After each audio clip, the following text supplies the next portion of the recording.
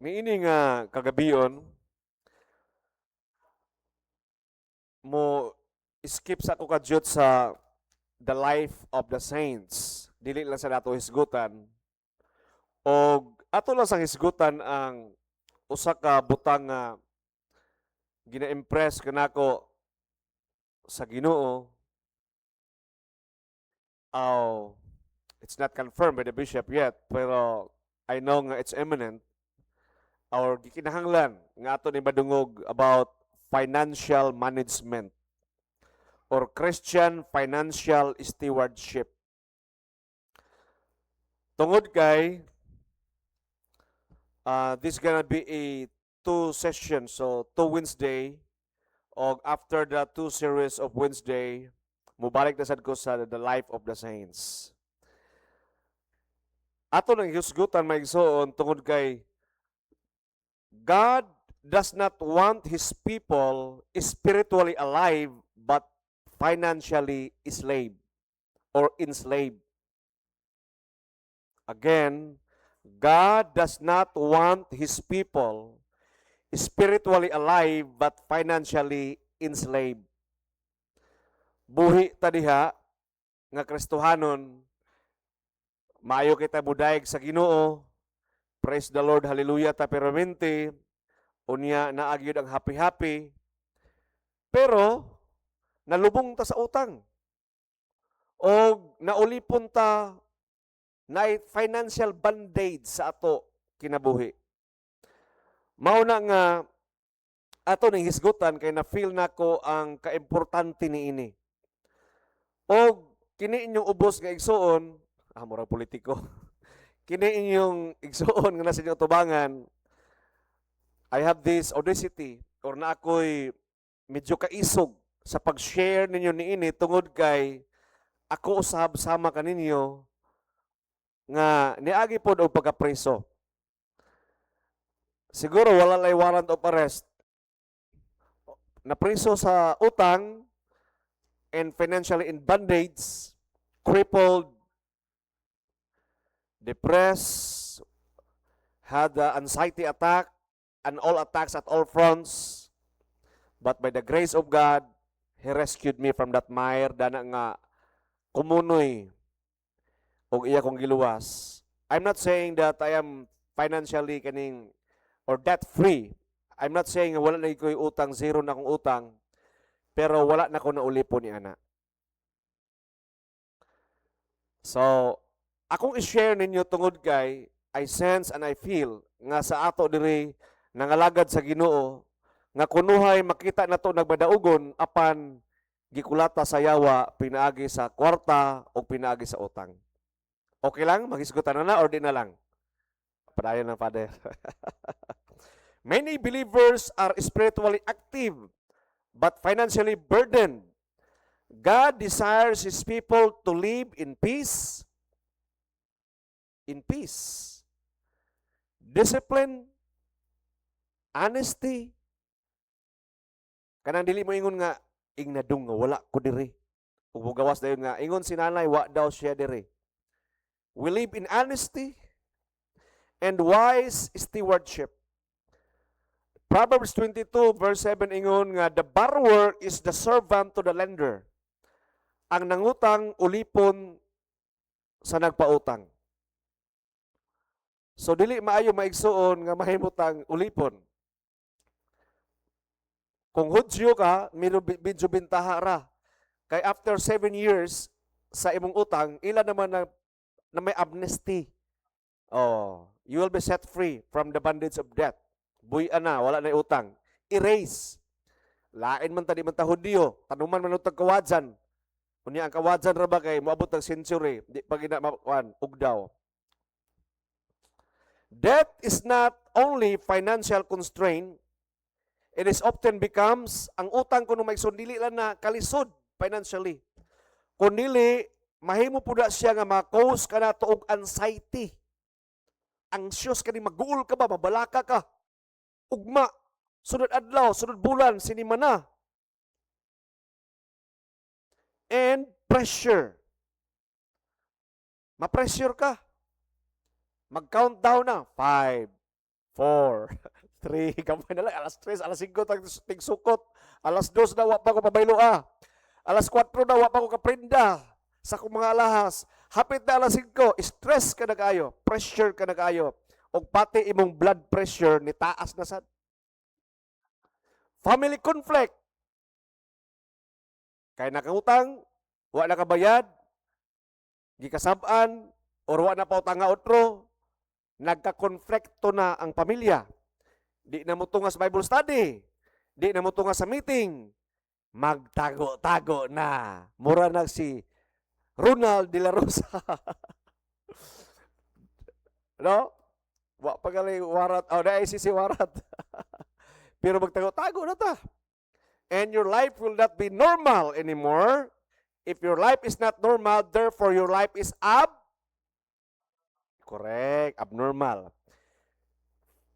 Then, magkaroon na og emotional slavery. So, ang imong emosyon, slave na ka, and loss of peace. Usahay kalibangon. Usahay kaihion. Kabuhion. Kabalo mo magsuon nga kanang kabuhi, diri na nga problema sa utok.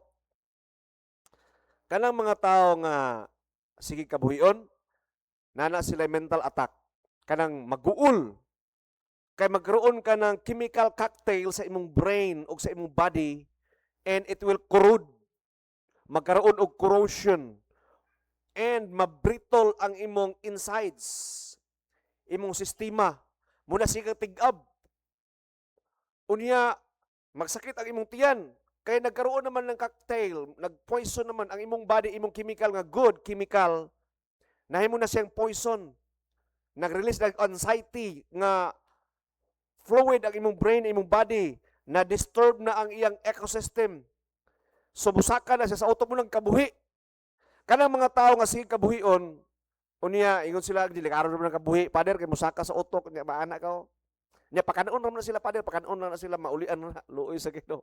Pero kabulo mo usahay kanang kabuhi diri na nga problema. Ha? Anxiety, pressure, unya kabuhion. Kung dili anad, pader kanang palautang pader nga dili anad. Pero kami pader among faith muscle sa pagpangutang grabe naging kadako. Di ba? Dili namin maapektuhan na pader kanang mga gipagsulti nimo. Kay anad na midana. Pero mahimo kang bakakon. Di ba? Mahimo kang bakakon. Kung ikaw maigsuon na utang, unya nahimo nimong habitual ang pagpangutang, mahimo kang bakakon. Og unsay giingon sa Kolosas 3:9 mga bata? Kolosas, ayaw ka mo. Mahimo na ta bakakon. Imbis nga giingnan ta sa Kolosas 3:9 nga ayaw ka mo makak. Og mahimo kang ulitan. Irritable na kayo. Og mahimo din kang maro. Okay? Mahimo kang bakakon, mahimo kang ulitan, unya mahimo kang maro. Og present na din ka sa barangay.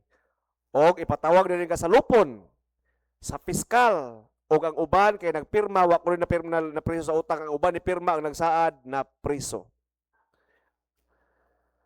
Maunang kinabuhi nga Kristohanon may igsoon. Ako, pasaylo ako ninyo ha, sakit ba niya? Kay tinuod man. Ako ni agi gibe ko dani ug hantod karon nagbayad gyud ko sa akong utang, to be honest with you, nakoy utang nga akong ginabayaran karon. Og in fact, nakoy mga utang nga 10 years na, 9 years na nga nalimot na lang akong giutangan, pero akong konsensya sigog lakag. Kay ako mismo maulaw. Sus, may gali kay grasya sa Ginoo. But I have that desire to pay them. Hinay-hinay lang. Kay wala sa kun na disturbuha karon, pero nakoy ginabayaran ni karon nga utang nga gamay na lang. Dako-dako ina yun. Kung akong utang siguro, alain mo namang hinambog ka. Pader, hinambog ta sa utang. Di na lang ko i-mention pila akong utang. Basta yun ako. Di na ako kaya bayaran. Pero sa hinay-hinay, mabayaran ra. Proverbs 22:7, the borrower is the servant to the lender. May suon na sa mga tao nga, Father, kung dili mi mangutang, dili man sad mi makabaton ni ini mga butanga. Nako ni dugong niya na, ilang balay kotson couch ba, no? Na ilang TV, na ilang kortina. Og niingon gyud sila prangka gyud sila ko, Father, abi nimo, kung wa lang gid mi nangutang, dili ba mi makabutang, Father. Di ko na sila makabutang yun. Kaya mapugos magit sila bayad. Kaya kung ila lang yung, wa man sila spot cash, wa man sila 6,000 or 10,000. Pero kung mangutang sila, maobligar magit sila, kaya maulaw man sila. Ko okay ra na, as long as you have a concrete plan how to pay it. As long na kay klaro nga plano, unsaon nimo na pagbayad. Example, naka-income 1,000, imong utang nimo is 10,000, imong monthly nimo is only, let's say, imong monthly is only 100 pesos. Diba? So, 100 pesos in 10, I don't know how many years. Binayara, kung ilan na lang, kaya ra. Na kay plano ba? Na kay ABC, na kay steps or action plan, exact concrete action plan how to pay it. For those in bondage of debt, my advice is break. Stop it. Sa tanan nga naglibot-libot sa cycle of debt, sa pagpangutang, nga dili na ta magmalipayon, sige nagsuol ang atong tiyan, sige na tagpamakak, sige na tagka-problema. My first advice sa imo is stop sa. Stop og pangutang. Stop sa. Break. Full break. Dili nang inanay, full break. Stop yun.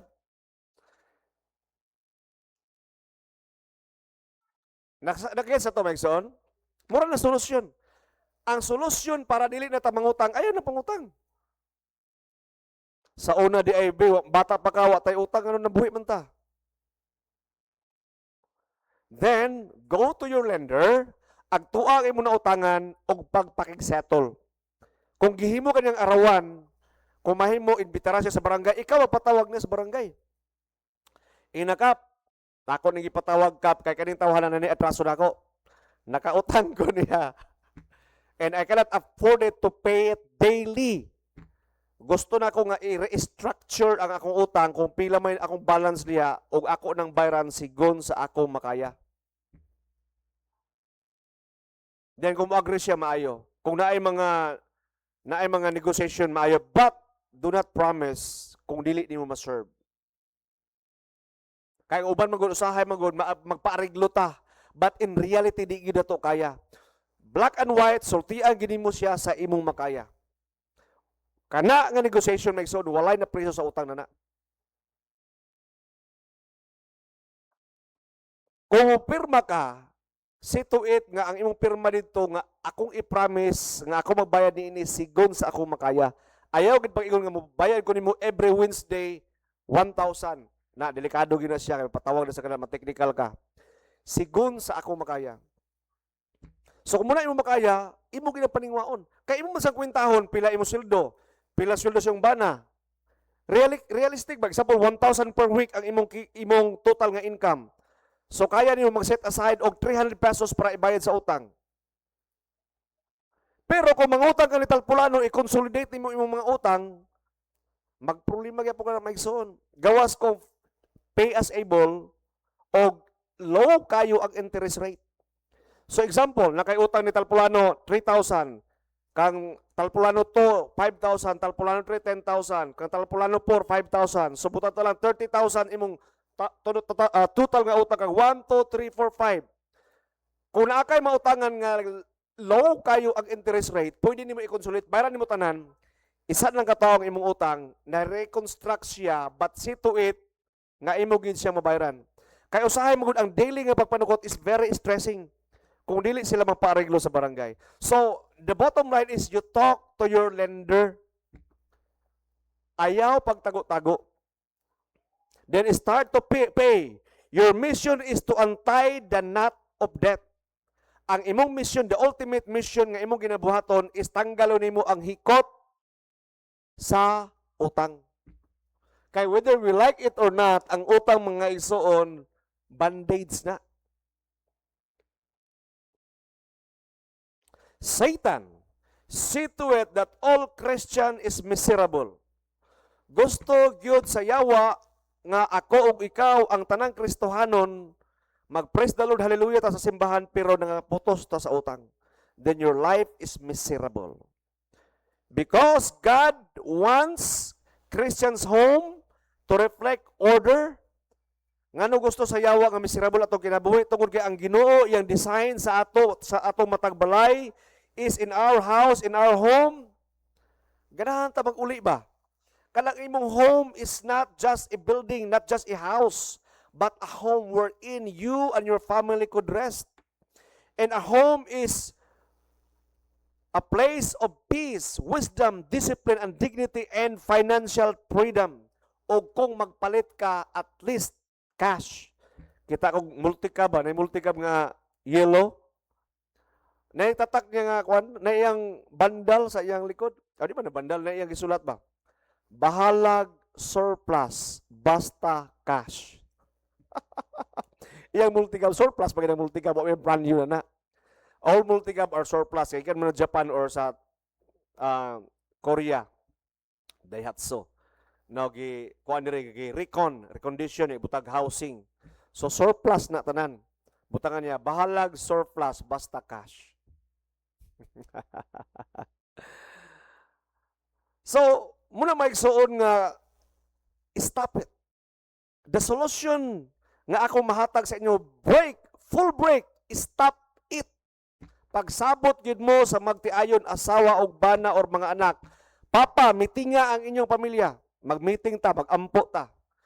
Lord, tabangi mi, tagai mi sa grasya. Kay grasya mo sa Ginoo. Nga amo nang undangon Ginoo ang pagpangutang. Then among mabayaran ang tanan namong utang. The spiritual root of bad debt. So na good debt. Di ay na good nga utang. Kining bad debt, ngunit stressing kayo nga ako mention hisgutan ganina. The spiritual root, unsa magi root ni ini? Ngano naaman ni bondage of debt? Many people borrow because of pride, avarice, and envy. Muning topic ni Father Rex nga the sure way to hell. No? Gusto mo magto impierno? Kato yung i-mention. Number 1 is chicken. Pride chicken. Pride. Ngano gusto mo tamang utang? Because of impulsive, patuyang, o dinanghag nga pagpamalit tungod kay nasuya ta. Envy, emotional spending, social pressure. Suyaon ba? Masuya ka sa mong silingan, kay nga nung mandato na ka sila, kami inaani ragyapon, ang iyang sanina bago, iyang sinilas bago, di ba? Ang iyang cellphone bago, TV bago, kami diri, luoy kamyo. Daan na tanan, nasuya na rin ka. Desire to appear successful. Gusto ka nga, ipakita mo sa kalibutan nga successful ka, pero utang nito tanan. Luoy no? Luoy kayo. Inadar ba ko sa una? Well, nako mentality ba nga appear to be successful, flamboyant, no? Ganing galanti. Pero wala di eh. Wala di ka-afford. Or, nahimo na tang bahot.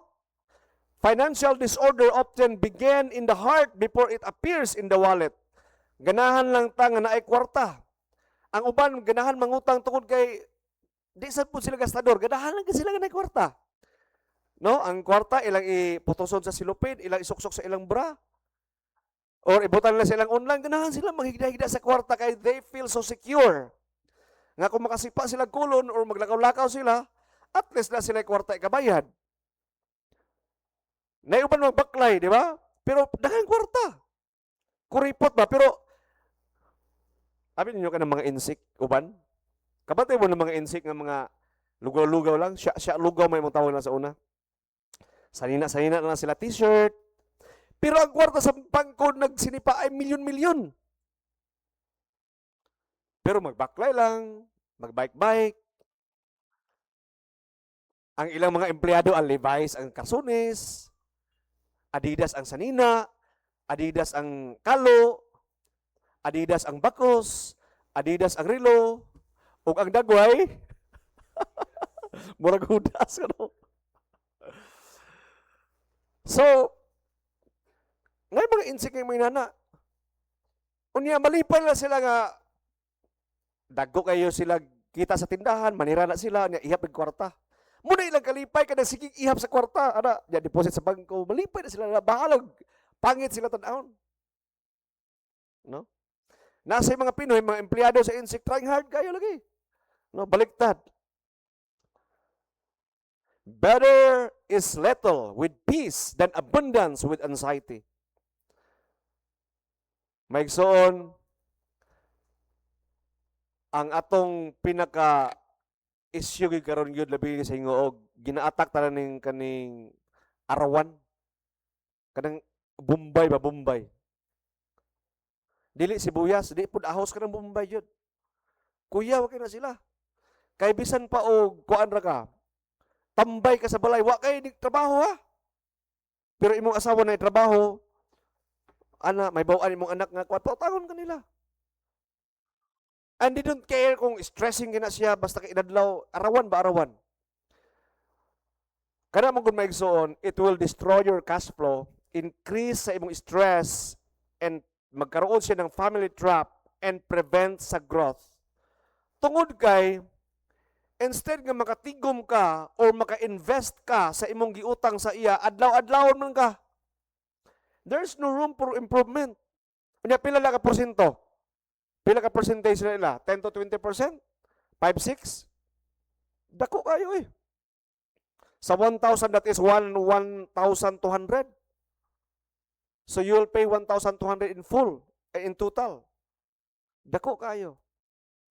By next session na to, I will teach you sa financial management, unsaon pagpangutang, how to establish your account in the bank, o how to establish a good debt. Nindot nga utang. But that would be next week. May soon, ang kaning gitawag na to nga pagpangutang sa 5-6 destroys happiness instead nga ma-enjoy nato ang sweldo. Imagine that, maestro ka or nagtrabaho ka gobyerno. Pero ang imong kwarta, imo lang gipainit sa imong kamot for 5 minutes. After 5 minutes, gibayad na din sa imong utang. Katong ni agto Manila sa una, utang man to. I disappeared in Ngoog for 1 year. Tungod kay nag-issue ko og post-dated check. Nga ako nagipirmahan daan, o kung dili na ko sudlan akong check, magkaroon siya ng bouncing check o estafa ang iyang kaso. So I don't have any choice. Para mabayaran akong utang, nanarbaho ko. Stressing kayo. Nanarbaho ko. Pero pinagi sa grasya sa Ginoo, di gid ingon nga stressing kayo to the max kay maayo man among kahimtang didto. Bless man to among family didto. Pero instead nga mag-enjoy ka ba sa imong hinaguan, ang imong pamilya mapakaon nimo sa bisan diha lang sa kilid-kilid, kamuta na magsabay magkaog barbecue, wala kay gibayad man sa utang. Di ba? Na feel ko ninyo maigsoon, nabati ba ninyo na? Nga instead nga na may kwarta ba? Nga sus kwarta na magini 10,000 no? Ihapon nimo na pulo ka 1,000 no? Pero bayad man sa utang. So, sayang, wa nimo na enjoy. Emotional spending is spiritual warfare because magkaroon ka lang stress, and stress is a form of demonic obsession.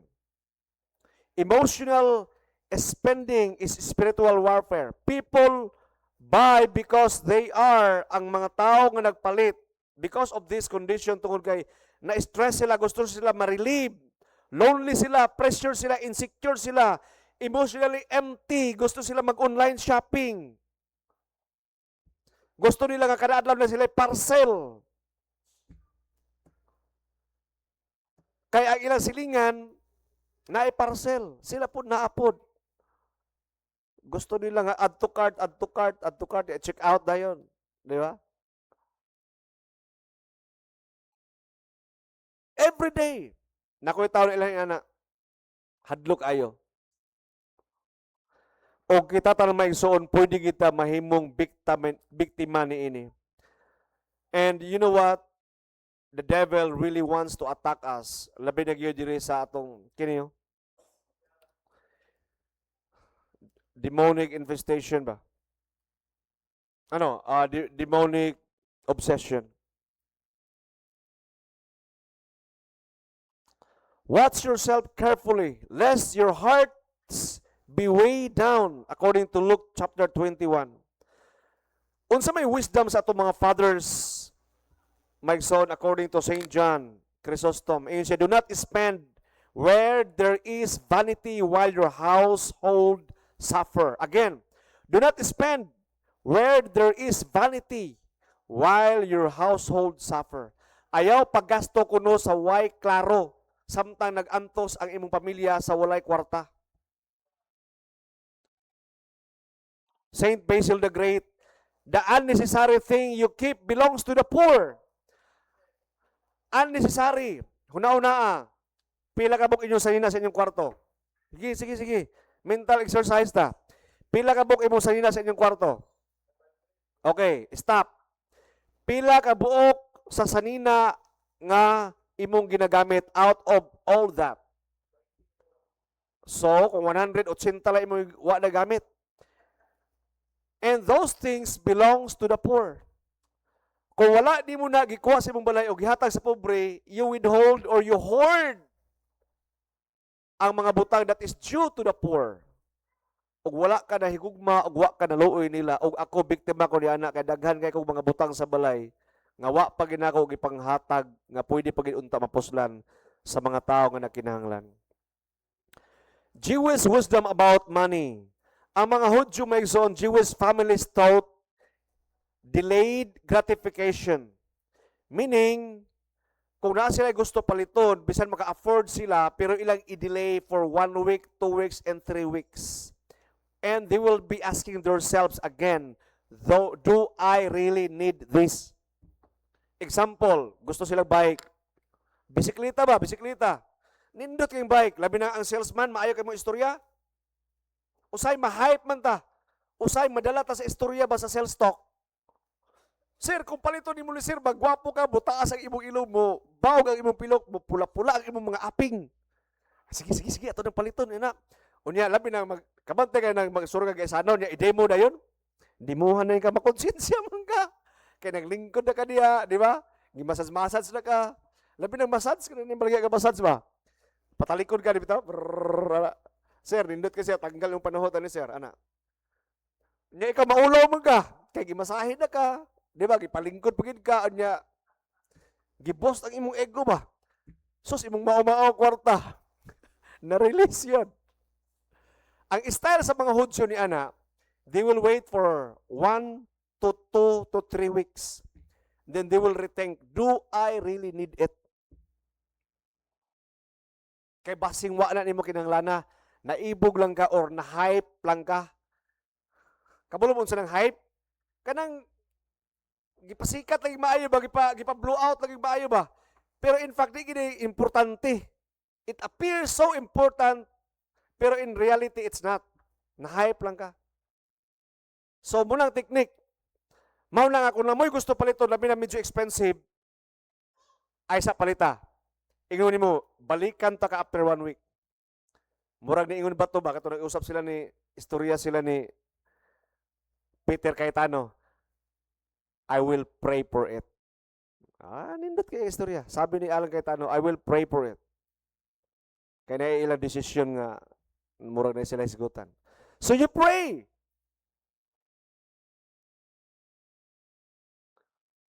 Savings. Jewish wisdom. Para matanggal sila sa financial bondages. Number 1, katong gina-delayed gratification. Number 2, savings. Budgeting. Careful spending. Protecting family stability. Important principle nga ilang gina-apply is never spend tomorrow's money today. Never spend tomorrow's money today. Ayaw gastuha ang imong budget ugma karon. Imo nang palit sudan bugas para pamahaw para kuana, pamahaw pa ni udto pa ni hapon. Imong gipalit. Kadumdum ko sa istorya ni Bishop na siya igsuon nga operahan ang iyang mama. Gisugo og para palit sa anesthesia siguro to. Daw bigay nakahapit mag buwangan. Iya sang gi money market ang kwarta, iya sang gi patubo ba? Iya sang gibuwang. Nakagawas lang sa hospital. Nahuman lang opera kay mama ang gisugo para palit sa iya nga tambal or anesthesia, wa gyud palit kay napildi sa buwangan. My son, do not take foolish risk. It's okay to be a risk taker. Pero that's foolishness.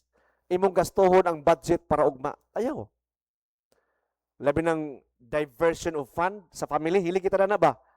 Ay, kani atong budget ba para sa youth camp? Natigom na ba ni or kani akong pledge sa youth camp? Ako lang sa ning ikuan ni i-rolling. Ako lang sa ning ipalit ni sa kuan sa Shopee ni ibaligyan ako ang halin. I-rolling lang sa nako. Ayaw maigsoon. Kanang mag-diversion of fund. Kaya na biktima na ko na promise, it's not healthy. It's not good. Ha? Diversion of fund, ayaw mo ha? Kana na mo'y kwarta mga diliin nyo. Unya inyong igasto dito sa treasure hunting. Kaya na lagi magkuha bulawan lagi, promise, makuha na ugma. Ang kanang budha nga bulawan, makuha na ugma. Pagkuha niyo sa budha nga bulawan, ang budha nag-anaw, nagpikat na pikat. Wa man na diha. Pastilan. Now, one of the Jewish principle is, instead of buying something nga wala sa imong budget, increase your means. Meaning, pangita og lain nga pamaagi nga maka-afford ka. Kung fix na imong kwarta, kana imong sweldo or imong kwarta nga 5,000 per month, dili na pwede i-divert nimo. Kung na kay gusto paliton, you have to look for another means. Ayaw lagi papangutang kung dili increase your means, meaning you have to find ways. Siguro, nakay savings or nakay ihatagaan sa imong ante or nakay collectibles, basta you have to find ways, dili nimo i-sacrifice ang imong existing money. Nagets ba igsoon? Keep your life free from the love of money and be contented. Keep your life free from love of money. Because the love of money is the root of all evil. Dili ang kwarta, not money is the root, but the love, the avarice, ang paghigugma sa kwarta. Nga di kita mga katulog kung way kwarta, wala ta sa mood kung way kwarta, di ta ganahan kung way kwarta, di ta kasimba kung way kwarta, mura na tag mabuang kung way kwarta, nawala na. Di na narabay, well, sa world ba, kanil law of attraction ba? Damor ko nung nga imong lakgo ng kwarta, damor ang kwarta ang palayo. Lain naman ang kwarta ka nang desperado kay ka ba? Mura bitaw nanguyab ka. Bantay ka rin ng babae nga, gugmahan kay ka. Mga bata doon, paminaw mo ha. O, kamo mga youth, bantayan yun eh. Kung kamo gali possessive kayo mo sa babae or gugmahan kayo mo, unya ang babae medyo dili ganahan sa imo, or neutral lang ka ng, neutral, 50-50 lang, ganahan nga dili. Oh. Unya, gugmahan kayo mo, unya desperado kayo mo, magpalayo na noon. Hadlok mo na, hadlok mo na ni katawahan na, kakuyaw mo na ni. Kuan ba kaning, labi ng babae nga dili ready? Nakoy amigo na sa una, nahimuro ba itong pare? Lain to yung style, maguyab kay hanyo kabayo. Kani murag maghanyo pero nagkabayo, nagsakay na ba? Amang ka. Ihatod ko dito biwa na. Hanyo kabayo. Ang naitabo, hapit na siya magsasinta anyos karon, wa pagin sa ka-experience sa uyab.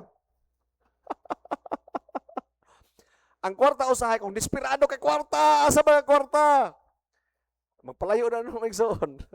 Pero naay pamaagi, ako ito next week, unsaon nga ang kwarta mo duol sa imo. Okay ra? Pag-sure ya, mother, mura ka magkuhan, salesman. Sige lang, ato lang i-try, paminaw lang mo. So again, keep your life free from the love of money and be contented. Quick money often creates long suffering and plans of the diligent leads surely to abundance, according to Proverbs chapter 21. Practical rules for every family. Nga angay na to baybawaan about money. Spend below your income. Avoid unnecessary debt. So, lagi di ay good debt. Nasa bad debt. But when you are facing bad debt, stop it. Then, practice tithing. Dre na dayon. Then, save before spending at least 10%. So, at least, kung ikaw nag-tithe sa 10%, you can save 10%. After tithes. Then, prioritize your bills and your food. Okay? Bills and food, basic necessities. Pray before major purchases. Before ka mapalit og auto, balay, yuta, pray and wait and delay. Basin di ay dili pag ina ang the best. Kaya kung ikaw madali-dali ka, kaya na-hype ka sa salesman nga, sir, gwapo kayo nga balay, sir, kaya diri nagpuyo si dating so-and-so. Amo ba? Ato ning paliton dear. Paliton ninyo dayon. Wala, nagbasol ka. Kaya nga naman, wa pa mo na titulo.